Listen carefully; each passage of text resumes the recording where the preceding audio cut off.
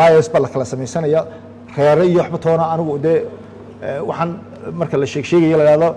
reer hebel baa sidan reerkan oo halkan ku biiray iyo reergan marka oo reer hebel baa sidan ah iyo way jiri jirtay oo imika dee marar waxa jiri jirtay imika ay for example dee aniga iyo kula midkii dawanigi mar udub ahaa oo tii la iga baabiyey haddana oo dee dadkii laga baabiyey baa ku jiray udub xisbi weyn buu ahaa dee habar yoonis iyo reeraha dee ugu waaweyn ee xisbiga uhdiisa bay ahaa haddana waanigi u codtegey ee soo bakti afuufay yay ahaayeen waxaasoo dhan garxajis bay ahaayeen haddana cigaal baa tusaale ahaan ku siiyo cigaal oo aan reerkiisa siinba laftirkiisu soo tili la dagaalamayay oo haddana ay dee dagaalo ay jireen dalka kolba waxbaa jiro oo waxaa jira siyaasiyiin kolba reeraha kiciya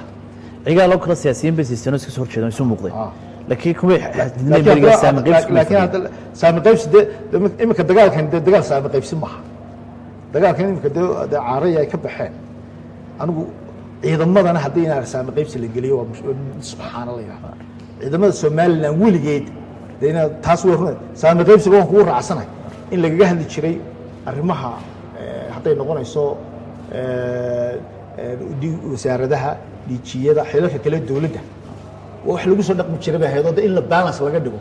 oo somaliland waa shaashada muraayado la iska wada dhaca waa sax weeyaan laakiin ciidamada dee lama gelin jiray saami qaybsi oo taadaaba iga markhaati weligeed lama oran reer hebelayntaas sarkaal bay leeyihin reer hebelayntaas sarkeed dee baashi qabyaaladda aad dhiib inoo sii gelaysaa muddo dadka inta lagu sii kala qaybinay haddii ciidamadiina laftirkooda loo sii dhaadho ciidamadan waxaan u arkaa kolba ciidanka isqorta ee kolba dee saraakiin noqotay